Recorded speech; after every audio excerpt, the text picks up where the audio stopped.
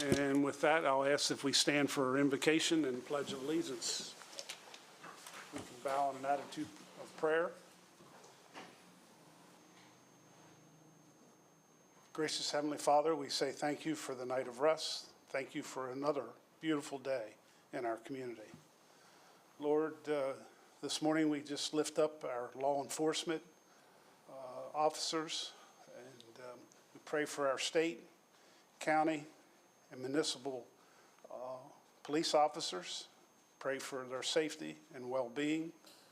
Pray for their mental health as they deal with others that many times are troubled and confusing and just working with those that are being a menace to our community.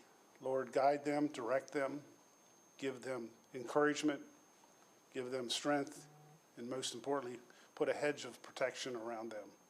We ask that you would guide us, lead us, and direct us in all that we do and say here today, serving the citizens of Washington County. For it's in your name we pray. Amen. I pledge allegiance to the flag of the United States of America and to the republic for which it stands, one nation, under God, indivisible, with liberty and justice for all. Good morning again. Welcome to our July 13th County Commissioners meeting. And with that, I'm going to ask for approval of the minutes from, I guess it's July 23rd. I'll abstain, John. I wasn't here. I think I was not here either, so I abstain. I had surgery. Okay, we have a motion. Commissioner Kiefer, we have a second. Motion and a second for approval as submitted. All in favor by saying aye. Aye. 3-0. Thank you. Moving right along into commissioners' reports and comments. Commissioner Wagner, you want to go first? Good morning. Again, our training center in Washington County put out another paramedics class, 2302. There was 12 graduates in that class, and it's just as if anybody hadn't had the opportunity to get down and tour the training center, they ought to. It's been a constant producer of some well-trained first responders. So I just wanted to give a shout out to that class 2302. The 12 people who just became paramedics, which we need desperately. That's it. Okay.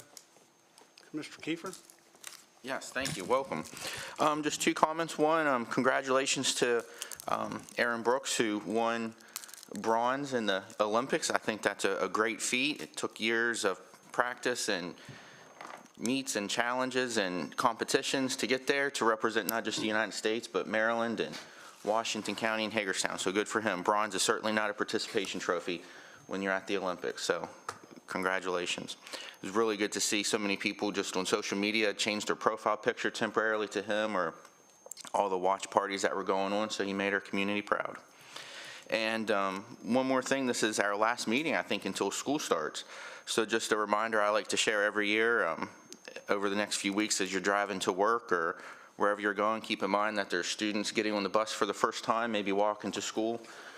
Give them a little extra time to kind of learn and what to do. And it's an exciting time for little kids. Let's just make it a safe time too. So that's all I have. Okay. While we're on that side of the room, Commissioner Harvey. Thank you, President Barr, and again, congratulations to Mr. Brooks for a job well done. The city is proud of him. The whole area is proud of him. We had National Night Out last week, and I went to Hancock. Others went to more than one location. I always enjoy going out to Hancock for National Night Out. They did a great job, big crowd, but we had a big rainstorm near the end, so that put a damper on a lot of things. Speaking of rain, I want to thank all of our emergency people, fire and police, state troopers that responded to a host of accidents that occurred during that storm we had as a result of the tropical storm rolling through. And, where I live, we got about 6 inches of rain, but there were a lot of branches down on roads, and, county road crews got out there real quick and cleared roads and did a good job. So thank you to everyone who did their part to keep the roads clear and to respond to emergencies. Speaking of emergencies and other issues, I do want to thank Paul Quarterman for hosting a meeting yesterday that I was unable to attend, but the meeting was for one purpose, to talk about perception of insecurity and crime and police and what might be done to help the city respond to some of those issues. And so thanks to Paul Quarterman, the meeting was set up because he had expressed in a letter, he'd sent a letter out to the public and to the city and others outlining his concerns about safety, crime, and the responsibility of city leaders to take the issue of crime and its effect on communities seriously.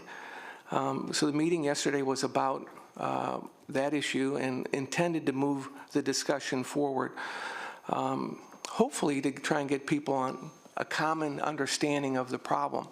Unfortunately, that did not occur there because, in my view, and having talked to people who were there, but also listening to a recording of the hour-and-a-half or so meeting, the attitude of the city leaders is basically there's nothing to see here. It was deflection. Not surprising. After all, what would one expect of the city elected leaders, the city administrator, or the police chief? Would they admit that their joint decisions have led us to this point? It would be inconvenient because it would mean they would have to do something. If they admitted there was a significant problem, it would mean they would have to do something about it.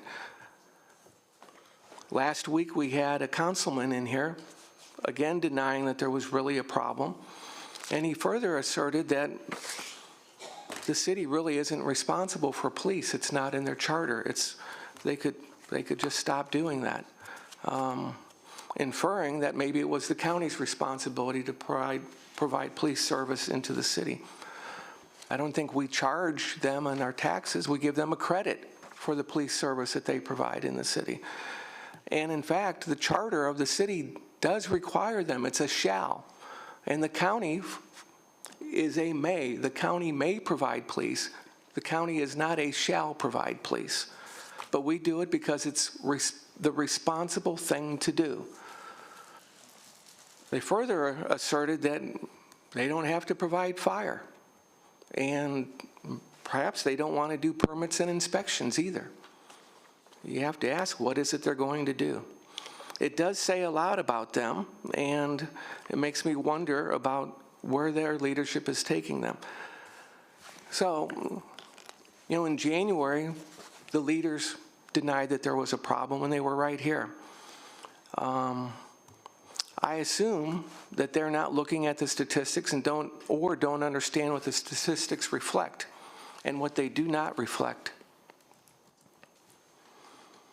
Last week, we heard from 4 citizens who came in citizens' comments and said it was too dangerous for their children to walk the 5 blocks to Salem Elementary School. Needles, drugs, vagrancy, crime, gangs makes it too dangerous to walk to school. I assume that they are simply not listening to the public, both the taxpayers from the city and those who live outside the city, who are concerned about the crime, violent crime, drug use, vagrancy, petty thefts, needles left on the side of the road, in parks and parking lots and doorsteps, people defecating on sidewalks or in entryways to stores, shooting up drugs on the corner, or dealing drugs downtown, or using drugs as you walk into the library. We stopped going to Hagerstown Church on Sunday mornings downtown across from Maryland Theater simply because we had to walk by people shooting up on the corner at 9 o'clock in the morning. Police officers drive by, this type of activity is going on and nothing happens. Citizens feel insecure. Paul Quarterman had 3 posts on Facebook, and he had nearly 500 comments of people relating their concerns. We hear it. All of the members here hear about their concerns of people. We need to pay attention to the impact on communities, low-income working areas, communities where people are socioeconomically disadvantaged, pay a higher price for crime than in areas, say, in Fountainhead. Some people call the police department directly, or they no longer call because they're frustrated by the lack of response.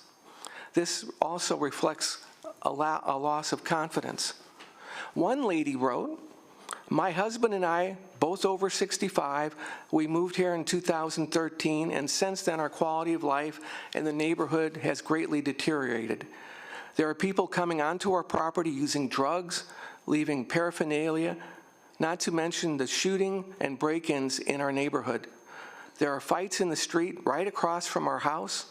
People jump over our locked fence gates and run through our yard. Our windows get broken." That's a concern.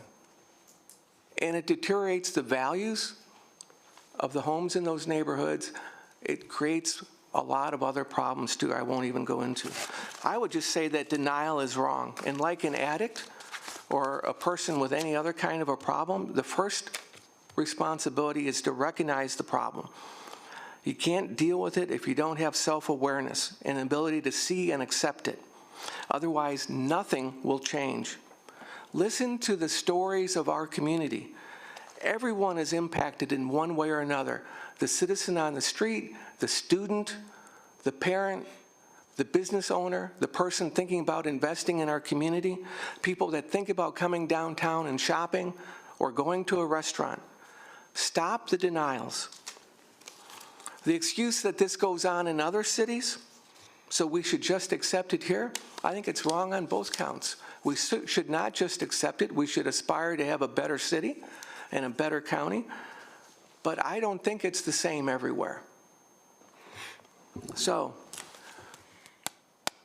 I had hoped that out of the meeting yesterday that there would be at least one outcome, and that outcome would be a commitment to provide accurate, transparent data about crime, all crimes, not just shootings or knifings or violence or drug overdoses, but criminal activity, and that it would be mapped, pattern analysis on GIS so you could see what it is all about. I used to do this at the University of South Florida. We provided that service for contract to police departments, and we'd help them understand the human terrain of their environment. Maybe that's what they need to have their eyes opened up here. The other thing is about police. Security begins with the police department and neighbors being engaged. If you don't have enough quantity of police, it's very hard to get the job done. And quantity is also a component of quality. If you're going to do effective policing, it means community policing where you're engaged, and that actually takes more police, not fewer police. And I was absolutely shocked yesterday because I've been looking at the numbers of the police, and they divulged that they only have 30 patrol officers now. Why is that? Well, they say they can't find them, they can't recruit them.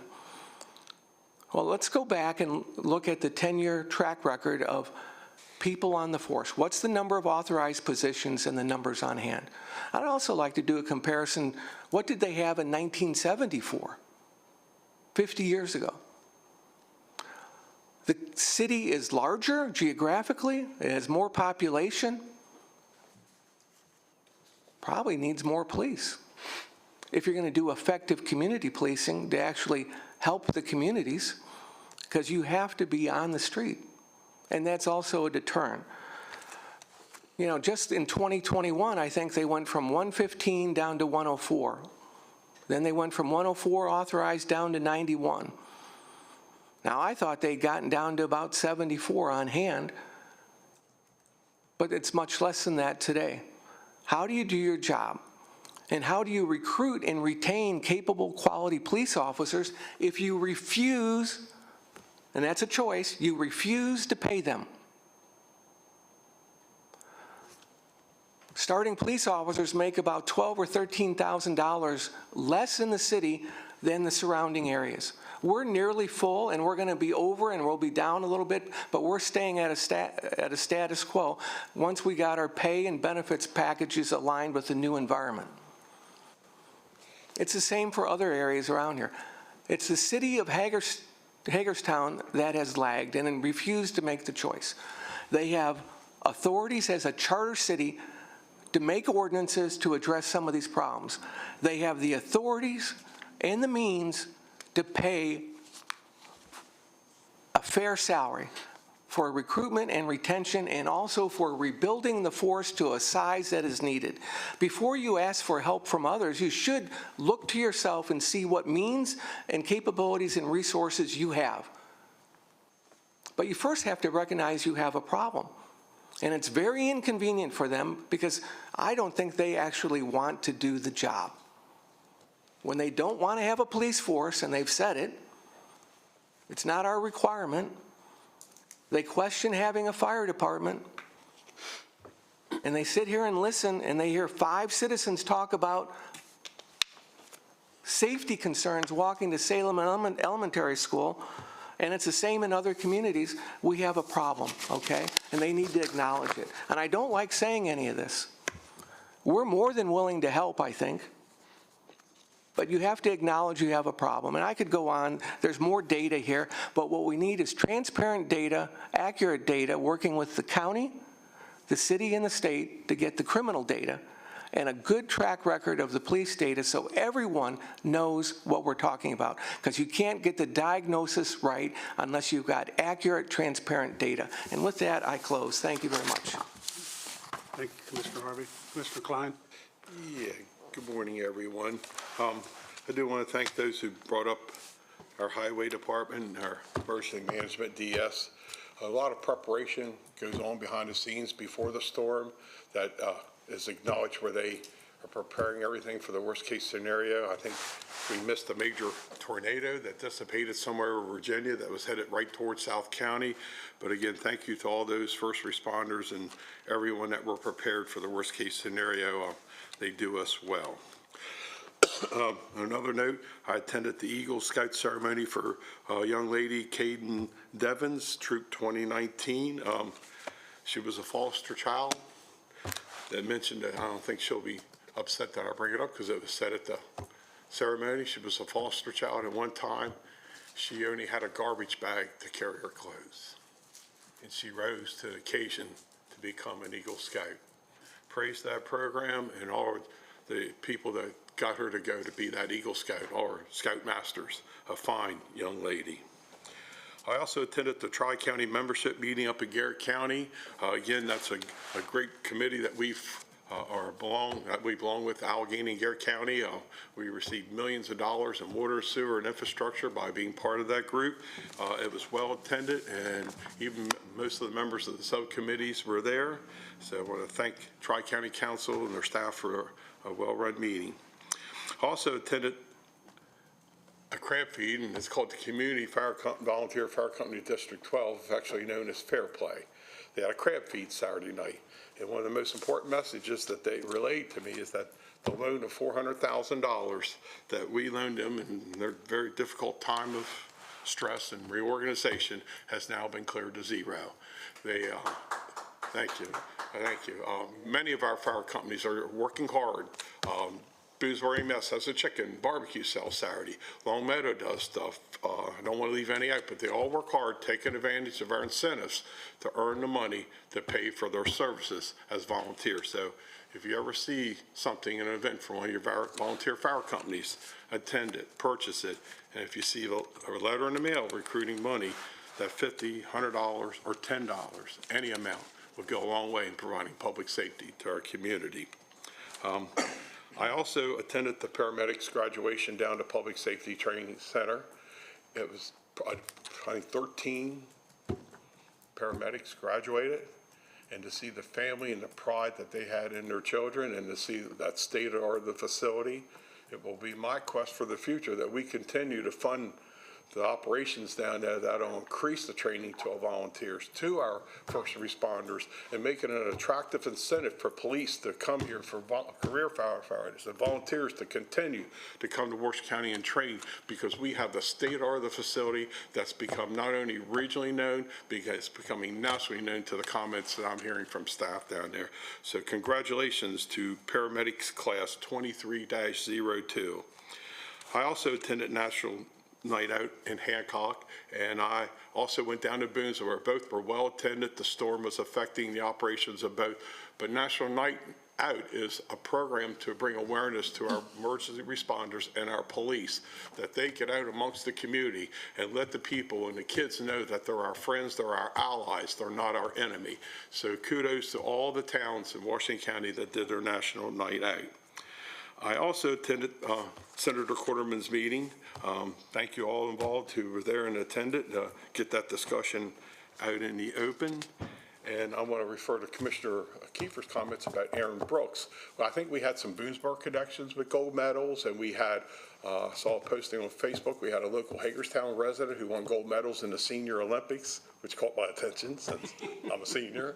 So what I'd like to suggest, if staff could review these people, and so we don't forget anybody, but a few years ago, we brought a young man from Pinesburg in, Mr. Speaker, I forget his first name, but he won several medals down in Australia for the Disabilities Olympics down there like that. So perhaps we could recognize Aaron and some others here with an invitation to come in to applaud their accomplishments. But again, you just don't, there might be others that we need so we don't look like we forgot someone.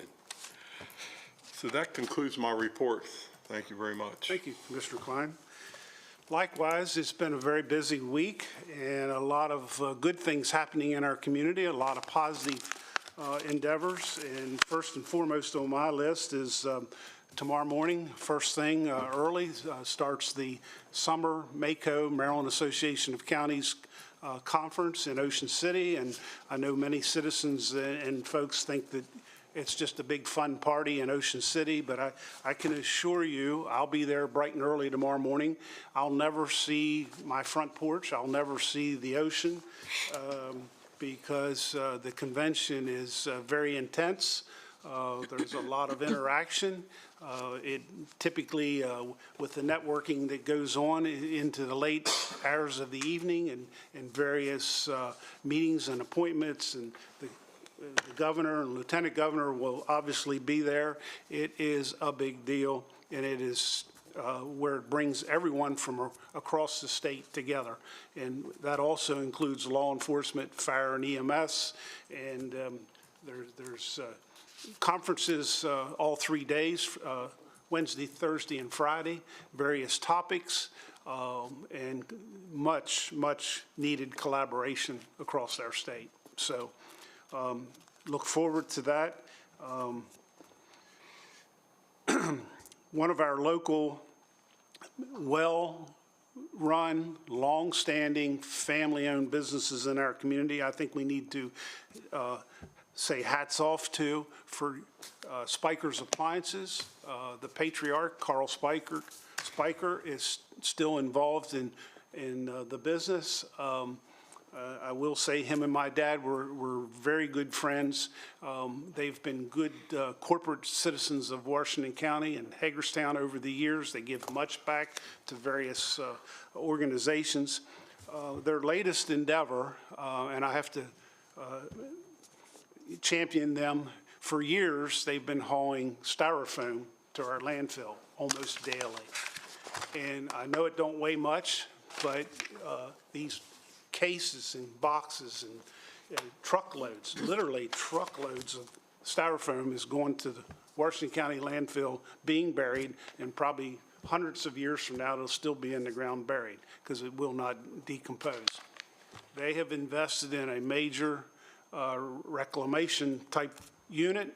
I've been there one day last week, and they've ceased all deliveries to our landfill, and this styrofoam goes into this machine. It chews it up. It heats it up to like 380 degrees, or I don't know exactly what the temperature is. It comes out through a tube in the side. They're forming it into metal containers, and as it cools, it becomes a brick. And shockingly, the brick is probably 16, 18 inches square and about, I don't know, 8 inches thick. You can hardly lift it. That's how heavy it is. And I'm like, it's like deceiving because we all know how the white beadboard styrofoam weighs literally nothing.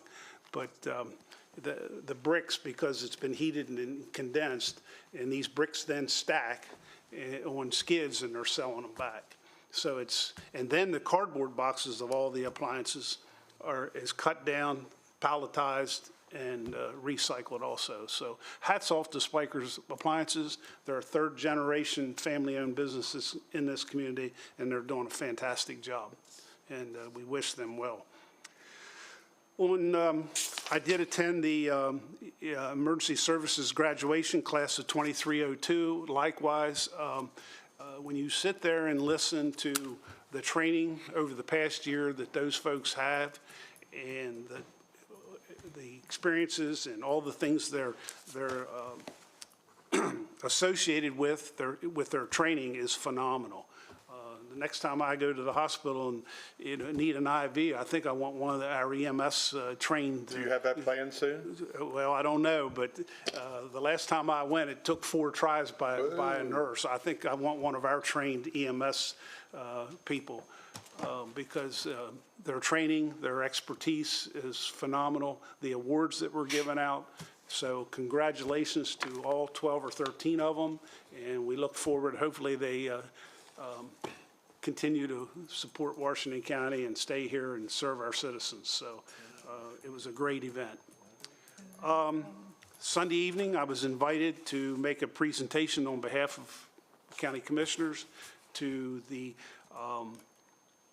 final of the year Hagerstown Municipal Band concert. Lynn LaRue has been with the band for 60 years. Let me back up. The Hagerstown Municipal Band has been in existence for over 100 years. They've played thousands of concerts. They're all volunteers. There's over 110 musicians. What I learned Sunday evening is there's never more than 52 at any given concert. So there's rotation, vacations and traveling, and the quality of music is exceptional, and this is an asset, once again, to the good things that happen here in Hagerstown and Washington County. Lynn LaRue started in 1964 as a member of the band. In 1974, he was elevated to conductor. He's been conducting for 50 years, which is just amazing. And there was a nice celebration and honorarium at intermission of the concert Sunday night to recognize Lynn LaRue's 60 years plus 50 years as the conductor. And then there was a baton passing to a fellow by the name of, I have it here somewhere, Scott Hippensteel will be the new conductor. He is a professor of music at Shepherd College. He's got an extensive background in education, and so we wish Scott well. We also say congratulations to Lynn LaRue and whatever his, he promised to stay involved and probably play as a member of the Hagerstown Municipal Band as long as his health will allow. So again, hats off to them. It was a great event and very touching. There was a lot of accolades and things handed out. Something that I think we may have overlooked a couple weeks ago, and I know this kind of singles out folks, but on occasion we have a lot of citizens in Washington County and Hagerstown that volunteer. They give many hours back, give a lot of expertise, and are always involved, and they give and they give and they give. But I think of note for one individual that we all know passed away about a month ago now, and I can say William Kelly Beard Jr., better known as Bill. I see heads moving. We all know him. He was an incredible individual. I can say that honestly, probably a week before his passing, he was at the Washington County Housing Authority Board meeting that I was attendance of. He was sharp, he was articulate, he was probably the first one in the room, which was his character. He was always first at any meeting. And I didn't know a lot about Bill, other than his involvement in many nonprofits in our community, but he came here from out of town. And what I would like to say about Bill is, when he came to Hagerstown in Washington County, and I'm trying to look for the year here, he was an engineer with one of the big HVAC facilities, and Carrier up in Syracuse, New York. And he was hired by, where is it? I can't find it now. But anyway, he came to work in Frick Company, I'm sorry. He transferred from Carrier to Frick Company. They were looking for an expert in Waynesboro, and that was in 1974. Anyhow, but I just want to read a little excerpt here, just a very snippet of his obituary. He retired from Frick Company in 1994. In his post-career life, he embraced a life of volunteer civil service. His dedication to MyHigh, Commission on Aging, Maryland Preservation, Washington County Historic Trust, Washington County Museum of Fine Arts, St. John's Episcopal Church, Rotary, and Corporation for Assisted Living, SCORE, and many others. And many others I quickly wrote down. If you all remember, whenever we go to social services at Christmas time, Bill Beard was the first one that met you at the door. And again, he was very involved, even up to the week of his passing, at the Hagerstown Housing Authority, or excuse me, Washington County Housing Authority. So our condolences to the William Kelly Beard family, and we thank Bill in postmortem in all his years of service to our community. I thought there was a couple other things, maybe not.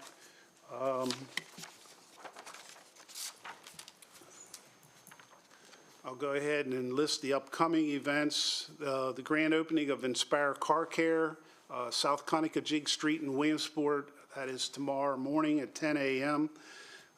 Walk a Mile in Their Shoes, Salem Avenue Elementary School, this Thursday, August 15th at 4.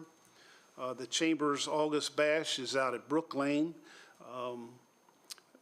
on Thursday afternoon at 5. Grand opening of Sofrito Restaurant, 10 East Washington Street. Another fine new restaurant, hardworking individual, has transformed what years ago was the old Dutch kitchen, and has done a real nice job there. Matter of fact, I was there over the weekend for dinner. So hats off to them. PIA graduation, Friday, August 16th at noon. Kickoff of August-toberfest down at the Ag Center this Saturday, the 17th at 2 p.m. Grand opening of Crunch Fitness at Garland Grove Boulevard on Monday, August 19th. Public information, grand opening, Castle Hill Winery, Castle Hill Road, and that is Friday the 23rd at 1 p.m. Our next meeting will be on August the 27th, and that is also includes an evening commissioners meeting with the town of Keedysville, and we always look forward to that. So if there's any other things that I've missed, if not, we'll move right into staff comments, and Chip Rose, you're up first.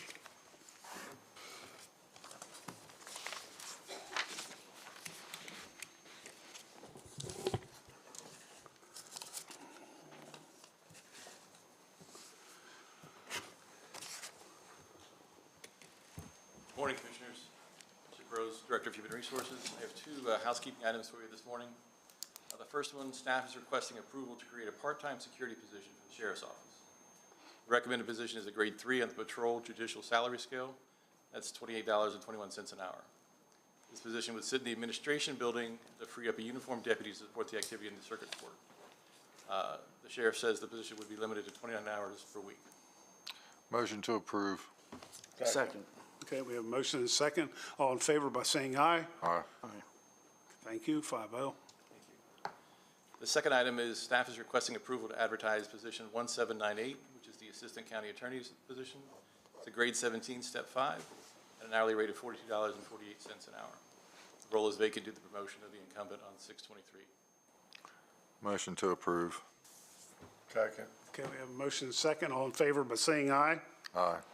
Opposed, same sign. No. 4-1. That's all I have for you. Thank you. Okay, thanks, Chip. Rosalie?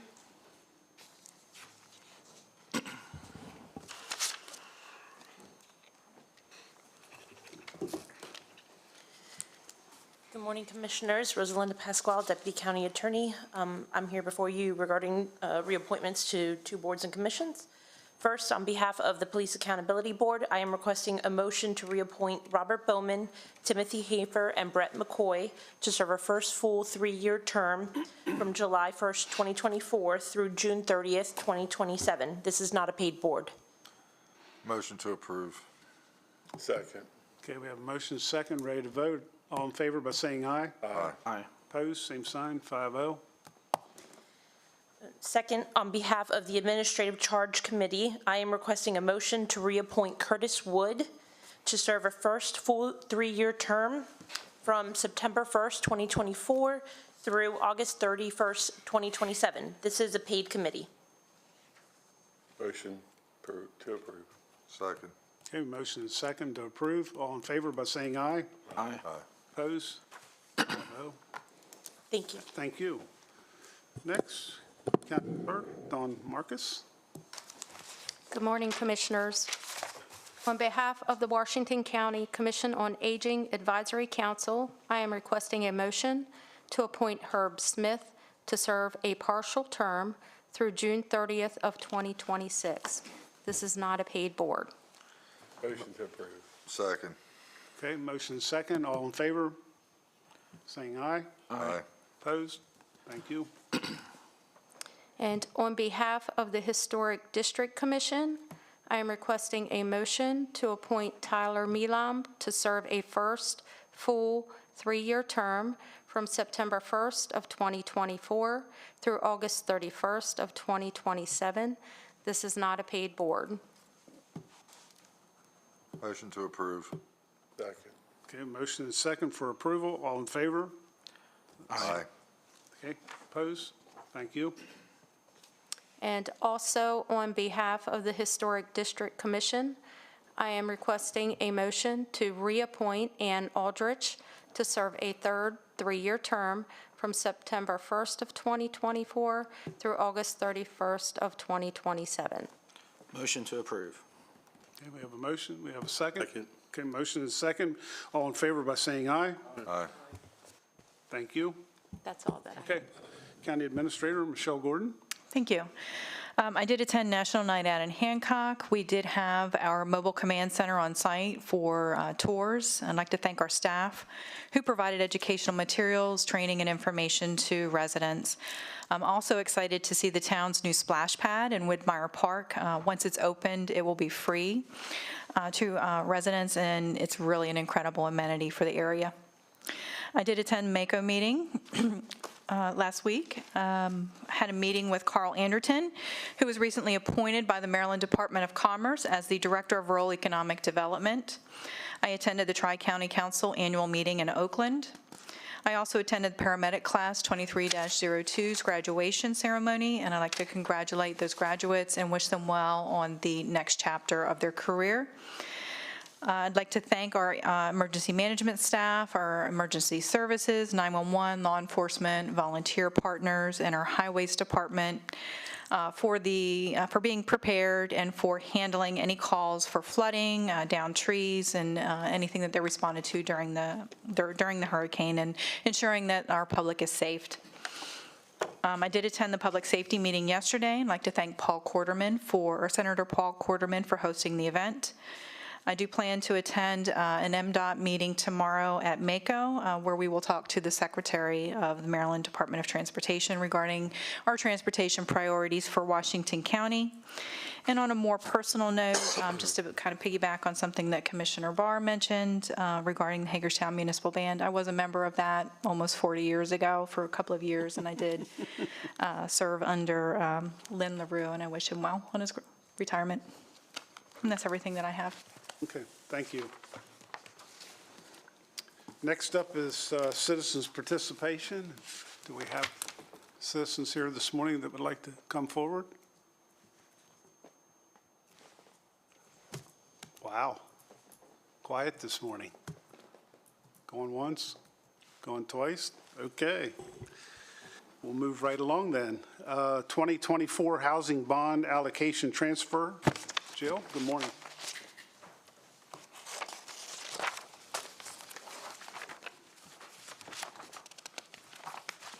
Good morning, Commissioners. Jill Baker, Director of the Department of Planning and Zoning. As you may recall, I was here a few weeks ago to talk to you about the housing allocation bond that comes around every year that is completed by the state of Maryland. And I think you had some questions, and I'd like to kind of go over that and link that into the narrative of what this program is. So each year, the state of Maryland uses pooled resources from several different federal loan programs to create their own statewide bond. The bond allocation is then broken down into county distributions based on population. I think it's important to note that this is not a straight-up monetary distribution. This is simply saying that if the county wishes to participate, that we can create our own bond and issue a loan program should we so choose. So in the past, the county has delegated that authority in our portion of the bond back to the state so that they can manage both loan programs and rental assistance programs across the state of Maryland, including here in Washington County. The allocation is not earmarked just for Washington County. It is put back into a general pot that is issued across the state based upon demand. So for fiscal year 2024, that us sending the bond back to the state resulted in the issuance of 80 loans at a value of $19.9 million just in the county, Washington County and city of Hagerstown. They break this up into two different programs. First is a single-family program whereby it is a loan program for first-time home buyers, and then the second half is a multifamily program that deals with rental assistance programs across the state. So in order for the county to take care of our portion of the bond allocation, what we would need to do is go through a bond issuance process similar to how we process bonds for capital projects. We would then be responsible for the debt service on those bonds. This would also require us to have external bond counsel, which we do currently have. However, after consultation with our CFO, Kelsey Mace, this would add additional costs to what we already pay for the bond issuance for capital projects. Depending upon what the program would require, we're looking at a minimum of $60,000 worth of services just to get the bonds rated by this independent agency. Before that bond issuance process would take place, we would need to create our own lending programs. The county would be responsible for developing that program and make sure that it meets the criteria of state law, which dictates how these proceeds can be expended. This would include job duties such as vetting and contracting with qualified and certified lenders that are acceptable to the state, reporting to bond agencies, and audits of financial statements. We would estimate that the implementation of this kind of program would probably require the hiring of between 4 and 8 staff, new employees. When we calculate those salary benefits, office supplies, extraneous things like that, we would estimate this program to cost between $700,000 and $1.4 million. The county may not use the bond allocation proceeds to recoup any administrative costs. Revenue couldn't be realized until those loans were issued and we were collecting interest on those loans. The trick to that too is that we have to meet those housing bond standards, which would require a low interest, no interest loan program. So that would make recovery time of administrative costs longer. We talked about the targeted areas last time. Because these housing bonds are derived from federal programs, these targeted areas are delineated by the Internal Revenue Service. They derive these targeted areas based upon the latest census data, and the state has said that they have no authority to change those designations. It should be noted at this point that the delineation of targeted areas does not exclude issuance of loans throughout the county. It's an enticement, not a target toward those areas. The idea behind it is that if you do choose to purchase a home in those target areas, it allows a higher income level and a higher acquisition level. So it's not, like I said, it's enticing not to force the loans into that targeted area. Jill, can I just interrupt for a minute? Yes, sir. And you sort of lost me there for a minute. It's pretty easy to do, actually. So basically, would this be a fair summary? The county would become a bank with the same fiduciary duties and staffing that a bank would need for no reimbursement whatsoever. Is that fair to say so far or not? For very little to no. We would have no reimbursement for the first few years. It wouldn't be until we started receiving interest on loan payments. But the interest was very low, correct? It's very low. And, you know, And I'm not again- saying I don't like that. I'm No, just trying to no. get it clear in my Sure. mind that yeah, that's why we wanted I'm not sure I to, want to be in the banking business. yeah. Yeah, so anyway, go ahead. So, after talking to the state a little bit, the only county that actually uses their allocation and has their own program is Montgomery County. All of the other counties give their money back. They did say that Prince George's and Baltimore City have taken advantage of this program in the past, but typically everybody kind of gives the money back to the state, and then they're the ones who issue the bonds, they pay the debt service, they run the lending programs for the different programs that are out there. Did you ask the state about the issue of, we have people that would qualify for these subsidies or loans in other areas of our county, right? Because it's Yes. targeted mainly for one area right now, right? Isn't there one No. zone? Oh, No. It's The not that one. targeted areas do not refer to where we're trying to get the loans. That's not Okay. what we're targeting.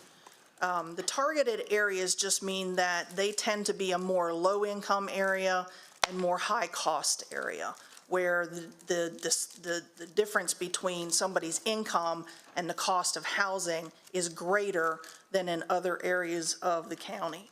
And when discussed with the state of Maryland, they said that that is delineated by the Internal Revenue Service. They're the ones who designate those targeted areas. So do those rules eliminate any part of our county? For example, Hancock was part of the discussion. Absolutely not. No, the loans are available across the county. There's no restrictions, there's no, like I said, it's an enticement, not a restriction. Okay, so if one person is from Hancock and one person is from Smithsburg and one is from Morgansville, it's all the same? They would all qualify, they just might have different income requirements and acquisition costs. Okay. Good. How much time did you spend researching all this? A couple hours, it wasn't bad. Okay, good. Thank you for that. Yes. So at this point, based upon the information and consulting with the chief financial officer and the county administrator, we believe that at this point in time, it's probably more efficient for us and our citizens to let this remain with the state, since they've already got the staffing and the resources to provide this. And we are reaping benefits. Like I said, in fiscal year 2024, 80 loans were issued in Washington County for $19.9 million. So the programs are working, and we would recommend that it stay with the state and that we transfer this bond allocation. I would agree with that personally. I don't want to, it doesn't make any sense for us to do that when we got other options. So I'd motion to not approve it. I second that. Okay, motion to, The motion would be to, You have to approve it. Not To approve the transfer. yes, sir. Yeah. Approve the transfer, not to do the change. and just for clarification, that is consistent with what we've done every year since 2007. Yes, sir. Okay, just, That's an average of about $240,000 a loan. Yes. And is that to help, or is that the total loan for the home? It can be used toward closing costs and 'Cause toward. you said 19 million and for about 80. So that's about 240,000 each. Yeah, and those funds can be used toward both closing costs and costs of, and the loan itself. But it could be added onto another mortgage, an additional, I mean, are the mortgages larger than the 240,000? Some of them could be, yes. Okay. Yes. okay, any other discussion? We have a motion and a second on the floor. All in favor by saying aye. Aye. Opposed, same sign. Okay, thank you, Jill. Thank you, Jill.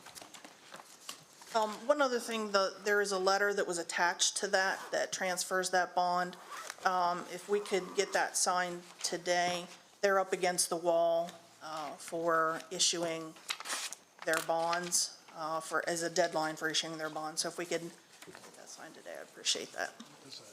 Thank you. Do you? Okay, does it say you don't have the letter? No, okay. Okay. Yeah, we'll take care of that today, Jill. Okay, the next item is sex offender compliance and enforcement, Maryland grant approval to accept awarded funding.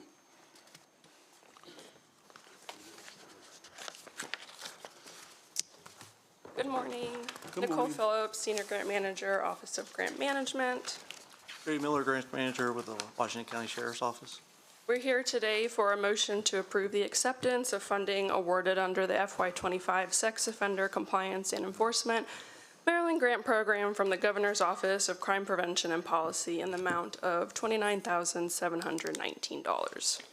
This grant program provides funding for the salaries of 2 part-time civilian employees who assist the sex offender registrar with the registration and re-registration of sex offenders while also conducting compliance checks of employment and home addresses. Are there any questions regarding the grant program? Motion to approve. Second. Okay, we have a motion and a second, ready to vote. All in favor by saying aye. Aye. Opposed, same sign. 5-0. Thank you.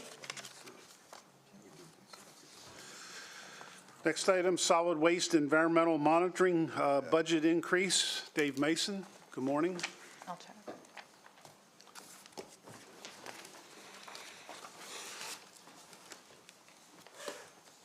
Good morning, Commissioners. Dave Mason with Solid Waste. This morning, I'm looking for a motion to approve the consultant fees for the environmental monitoring program for our solid waste sites. Due to the new regulations put down by MDE for the PFAS, the forever chemicals, we need to start monitoring all of our landfill sites for these chemicals. So the consultant came up with an increase in our budget of $66,735.83, which brings the total budget for monitoring all the sites at $156,096.38.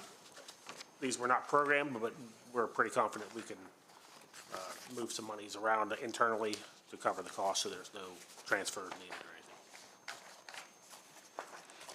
Discussion? Motion? Motion to approve. Second. Okay, we have a motion and second for approve as submitted. All in favor by saying aye. Aye. Opposed, same sign. Thank you. Thanks, Dave. 5-0. Next item is bid award PUR 1690, sludge hauling. Good morning, Brandy Nagelbauer in the Purchasing Department. Deputy Director, Water Quality. The recommendation I have for you this morning is the bid award PUR 1690 sludge hauling. Move to award the contract for sludge hauling services for the Division of Environmental Management to the lowest responsive bidder, AC&T, out of Hagerstown, Maryland, for a total sum bid of $133,050. The invitation to bid was listed on the eMaryland Marketplace website, the county's website, and the local newspapers. 18 companies downloaded the document, and we did receive 2 bids. The contract period is for, the contract is for a 1-year period with the option for the county to renew up to 2 consecutive 1-year period. The work consists of hauling liquid sludge from the Smithsburg wastewater treatment plant, the Weinbrenner wastewater treatment plant, and the Antietam wastewater treatment plant, and this will be hauled to the Conicajig wastewater treatment plant. The contractor must have a minimum of 2 serviceable vehicles capable of transporting the liquid sludge. The county guarantees no minimum or maximum, and these services are called in on an as-need basis. Funds are available in a department's operating budget for the services. Any questions? Motion? Good local company. Motion to approve. Low bidder. Second. Okay, we have a motion and second. All in favor by saying aye. Aye. Opposed, same sign. Thank you. Thank you, ladies. Next item, intergovernmental cooperative purchase in 24-0149, 2 new 2024 Ford Transit vans. Good morning, gentlemen. Morning, Rick Curry, Director of Purchasing. Zane Rao, Deputy Director of Highways. Subject for you is intergovernmental cooperative purchase, INTG 24-0149 for 2 2024 Ford Transit vans. Recommended motion for the Highway Department by resolution to purchase 2 new Ford Transit vans in the amount of $54,974 for a total sum of $109,948 from Heritage Fleet Service Incorporated of Milford, Delaware, and to utilize another jurisdiction's contract that was awarded by Howard County to Heritage Fleet Services. The department is requesting to replace 2 2014 vans that exceeds the county's vehicle and equipment type guidelines and by the Code of Public Laws. The board can participate in purchasing goods and services through a contract, even though we weren't a part of that, as long as we follow the contract as it was awarded. And the administrative savings of not doing the bid and doing the evaluation is the administrative cost savings. Also, you can see the fiscal impact of the budget for this purchase, and there is the quote from Heritage Fleet Services for those vehicles. Questions? What are the vans used for, Zane? The work release crews. Oh, okay, good, good. And then the old ones will be put on gov deals. Okay, good. I didn't, was that in here? What they're used for? No. Okay, good. No, but, good, thank you. Motion to approve? Motion to approve. Okay, motion second. Yeah. Ready to vote? All in favor by saying aye. Aye. Aye. Opposed? 5-0. Thank you. Next item is intergovernmental cooperative purchase, INTG 24-0150, 2 new 2024 Caterpillar rollers. Again, Rick Curry, Director of Purchasing. The subject is Intergovernmental Cooperative Purchase, INTG 24-0150 for 2024 Caterpillar rollers. By resolution, the Highway Department is asking to purchase 2 Caterpillar rollers in an amount of $32,297 for a total sum of $74,594 from Carter Machinery Incorporated of Baltimore, Maryland, and to utilize another jurisdiction's contract that was awarded by Sourcewell to Carter Machinery Company Incorporated. The Highway Department will be placing 2 rollers that exceeds the county's vehicle and equipment types guidelines. And the Code of Public Law does allow for the board to participate in this purchase. And the cost savings is administrative costs of not having to evaluate and prepare a bid. And the funding impact, you can see what's in the budget for this purchase and the attachment of Carter's Machinery quote. Questions? Motion to approve. Second. We have a motion and a second for approval. All in favor by saying aye. Aye. Opposed? Same sign, 5-0. Next item is Intergovernmental Cooperative Purchase, INTG 24-0148, 1 new brush chipper. Again, Rick Curry, Director of Purchasing. This subject, Intergovernmental Cooperative Purchase, INTG 24-0148, for 1 new brush chipper. By resolution, the Highway Department is asking to purchase 1 Vermeer brush chipper in an amount of $62,223.71 from Vermeer All Road of Baltimore, Maryland, and to utilize another jurisdiction's contract awarded by Sourcewell to Vermeer All Roads. The Highway Department is requesting to replace a 1997 brush chipper that exceeds the county's vehicle and equipment types and guidelines.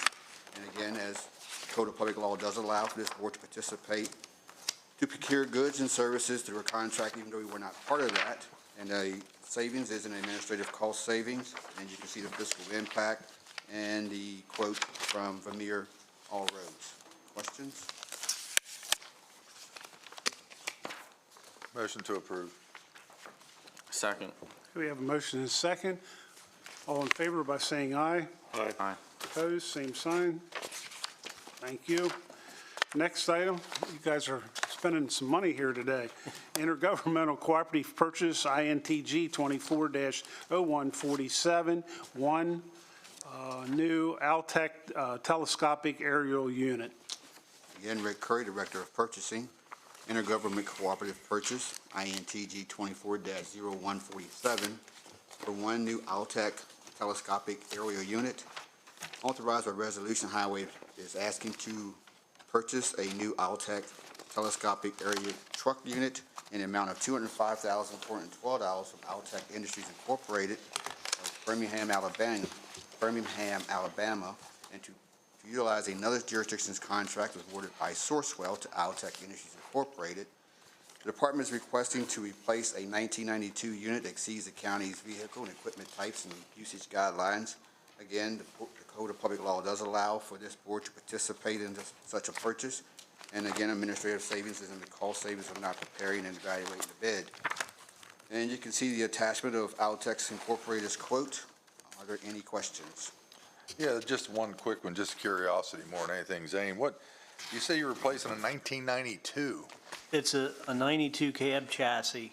The aerial unit is an 01. Okay. Every 5 years, we have to have it's called a critical component inspection on all the parts, hoses, I guess fittings, electrical. At the last inspection, I think 2 years ago, that company said the unit was so old that they were not going to do that inspection. Yeah, I mean, the 1992 is old for the way you guys use them, so that's why I was just curious. Yes. Yeah. Motion to approve. Second. Motion seconded for approval. All in favor by saying aye. Aye. Thank you, 5-0. Another item, bid award PUR 1702, 4 new 2024 CAM 22-foot equipment hauler trailers.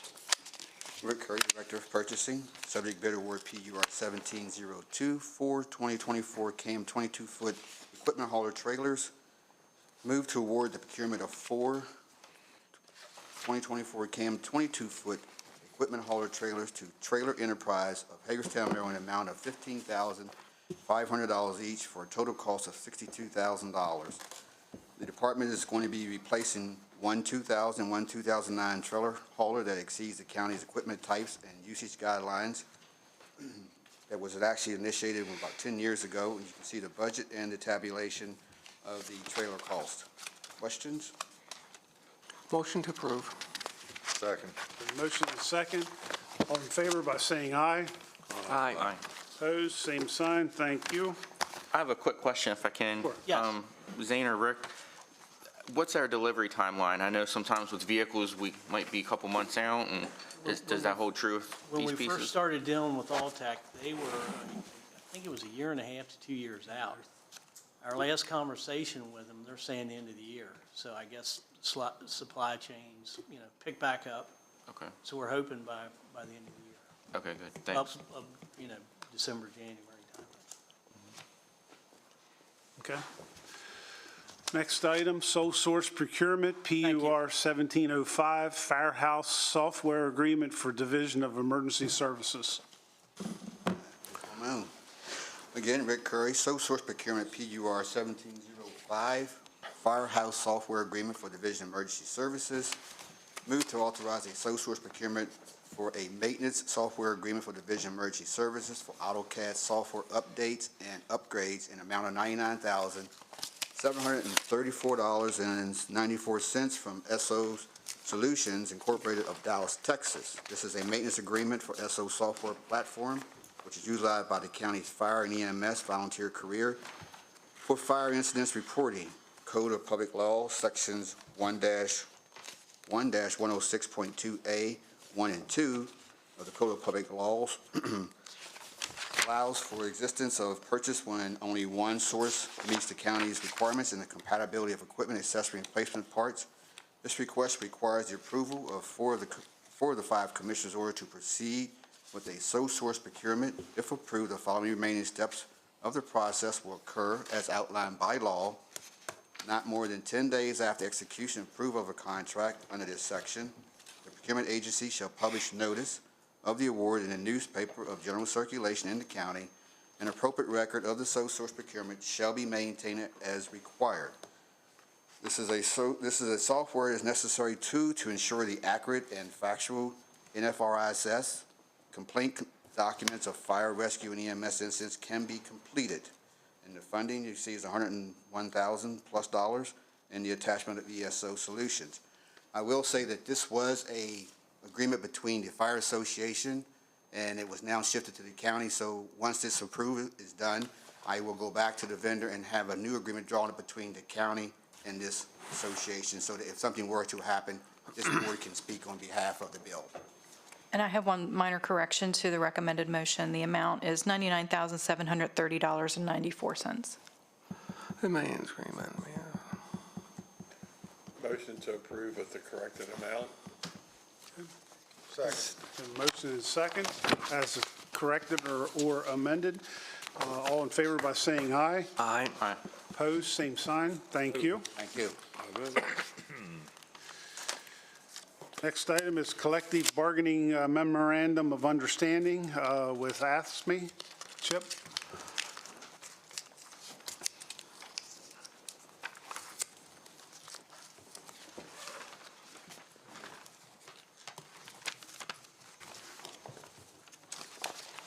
Good morning again, Chip Rose, Director of Human Resources.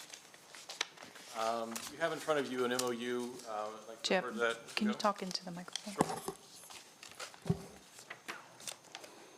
So Local 2677 delivered 4 employee grievances back in January of 2024. Leaders from the union in Washington County have been in lengthy discussions to address those grievances, and as a result, the parties have agreed to amend and clarify the MOU that's in front of you today. If you don't mind, I'd walk you through those 4 grievances. First one is includes a discussion about a seniority list. Local 2677 is requesting a seniority list for the current bargaining employees to be posted every 6 months. HR will provide Local 2677 with that list for review, and then we'll post it as agreed upon. The second item, by the way, stop me if you have any questions as we go. The second item is a multi-grade promotion process, I suppose. In the most recent CBA, all parties agreed in the event that a bargaining unit employee was promoted a grade, they wouldn't lose a step. I'm stressing a grade, a step. AFSCME was challenging that if an employee was promoted more than one grade, that they should get all those steps for free. This MOU clarifies that only the first step is free. Promoted employees will move back one less step than the number of grades that they're advanced. The third item, which was the one that took us the longest, it was the one that we probably negotiated back and forth, literally squabbled over the words that we were using and choosing, but it involved the on-call procedure at Water Quality. When employees are scheduled to be on call, they will receive a $20 credit for regular shifts and $40 for weekend and holiday shifts. 2 employees will be on call at any given time at any on-call shift. That any employee that fails to respond within 1 hour will be subject to disciplinary action, except in the event of a medical emergency. Employees will not receive the on-call premium if they don't respond within the hour, regardless of the reason. Both collections and maintenance employees can be scheduled for on-call duty, but at least one of those 2 needs to be a collection employee. Employees will be allowed to volunteer for the shifts, but in the event that there are insufficient volunteers, the department reserves the right to assign mandatory on-call shifts. In that scenario, the least senior employees will be selected first. In the event that there are more volunteers than shifts, then the most senior employees will be selected first. And the fourth item was around holiday pay, but they retracted that grievance. They've asked for it not to be considered or reviewed. Those are the 4 items in the MOU. All parties are in agreement, correct? Motion to approve. Second. Okay, we have a motion and a second for approval. Question, other discussion? Hearing none, call for the vote. All in favor by saying aye. Aye. Opposed, same sign. 5-0. Thank you very much. Thank you, Chip. Motion. That is, well, let me, if you don't mind, let me read this. I need a motion to go into closed session for the following reasons and outlined in more detail in the agenda cover sheet. Item number 1, to discuss confidential personnel matters. Item number 2, to consult with counsel to obtain legal advice. Now, Commissioner Wagner, your motion? Motion to go into closed session. Okay, thank you, sir. Second.